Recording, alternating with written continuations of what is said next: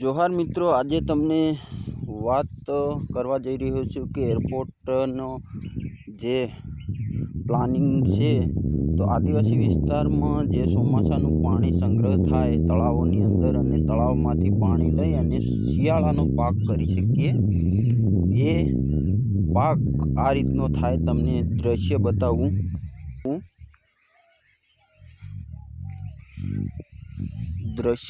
તમને જોઈ લો. તમે આ રીતનું હોય. ધારો કે ચોમાસાનું પાણી સંગ્રહ કરી અને શિયાળામાં જે ઘઉં, મકા એ રીતના અમારા વિસ્તારમાં માન કરી અને ચોમાસાનું જે પાણી સંગ્રહ થાય એનું પાણી બધા ખેતરોમાં થોડું થોડું વિતરણ કરી અને શિયાળાનો પાક લઈ શકીએ છીએ, જેથી કરીને આદિવાસીને ગુજરાન ચાલે. અને એ જમીનો જો છીનવાઈ જાય તો કેવી હાલત થાય, માણસની ઉપર કેટલી બધી વીતે એ તમે આ જોઈ શકો છો. માન કરીને આ થોડું ઘણું પાણી ભેગું થાય, સારું ચોમાસું હોય તો શિયાળાનો પાક લઈ શકીએ. અને તમને એમ હશે કે આ મોટી જમીનો વાળા હશે એટલે એમને કોઈ ફરક ના પડે, પણ તમે આ દ્રશ્ય જુઓ છો. માત્ર અમુકની તો મોટો 1 વીઘા જેવું ખેતર હશે, બાકી તો નાની જમીનો હોય એકદમ. કોઈને વાવણી કરતી વખત 1 મણ કાં તો 2 મણ કે 4 મણ ની ખેતી હોય. એનાથી વધારે તો અમુક જ કોઈક મોટો ખેડૂત હોય 1-2 એમને જ હોય. બાકી તો આ રીતના ખેતરો તમે જોઈ શકો છો. આ રીતના જ હોય, નાના ખેતરો હોય. અને એમાંથી જો જમીનો લઈ લે તો માણસની કેવી હાલત થાય તમે જોઈ શકો છો. એટલે હું તમને એમ જ કહેવા માંગુ છું કે આદિવાસી વિસ્તારમાં જે એરપોર્ટનો પ્લાન છે એ ખરેખર રદ થવો જોઈએ.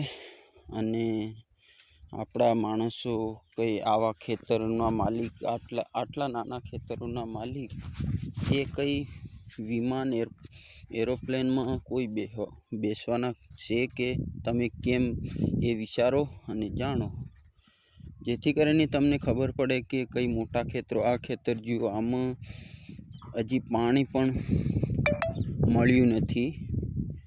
આ રીતની હાલતો હોય છે. તો જોહાર મિત્રો, ખૂબ વિડીયો શેર કરજો અને જણાવજો આ રીતના નાના ખેતરોમાં ખેતી કરતી વખતે જે પ્લાનિંગ ઘડવામાં આવે, વારે ઘડીએ હેરાન પરેશાન કરવામાં આવે તો કઈ રીતે ચાલશે આ બધું. સરકારને પણ આવા ખેડૂતો, આવી નાની જમીનવાળા માણસો સાથે છેડછાણી કરવી ના જોઈએ. અને જે તે વિસ્તારમાં ઘણા એવા જંગલ વિસ્તારો છે, ઘણી પડતલ જમીનો છે, તો એમાં ખરેખર કરવું જોઈએ. આ શિયાળાની મકાઈ તમે જોઈ શકો છો. તો આ મકાઈ પાણી વગર પહેલાં કરી હતી, એટલા સુધી હવે એક વખત પીયાડવાનું, પછી એક બીજી વાર, એટલે મકાઈ થઈ જાય, ઓછા પાણી થઈ જાય. કારણ કે પાણીનો વપરાશ નથી વધારે. તમને એમ લાગતું હશે કે આ લોકોને સિંચાઈનું પાણી કંઈક મળતું હશે. એવું કંઈ નથી દોસ્તો. જે રીતે હું તમને વાત કરું કે ફક્ત ને ફક્ત ચોમાસાનું પાણી જે સંગ્રહ થાય ને એ જ પાણી શિયાળામાં વાપરવામાં આવે. અને એ પાછું બચાવવામાં પણ આવે. ઉનાળાની જે ઢોર ઢાકર અને માણસો વિશે બચાવવા માટે રાખી મૂકીએ છે. એ તળાવ બી તમને બતાવી દઉં, તળાવો બી બતાવી દઉં. અને આ રીતની દ્રશ્ય હોય અમારો. અને આ રીતના જુઓ આ મકાઈની હાલત. માત્ર ખાલી 2 કિલો 3 કિલો મકાઈ એક ખેતરમાં વાવણી થાય તો કેટલી થાય? ખાવા પૂરતું થાય, 1-2 મહિનો ચાલે બસ. માત્ર ને માત્ર સરકારશ્રીની યોજનાથી વંચિત છીએ હજી બી.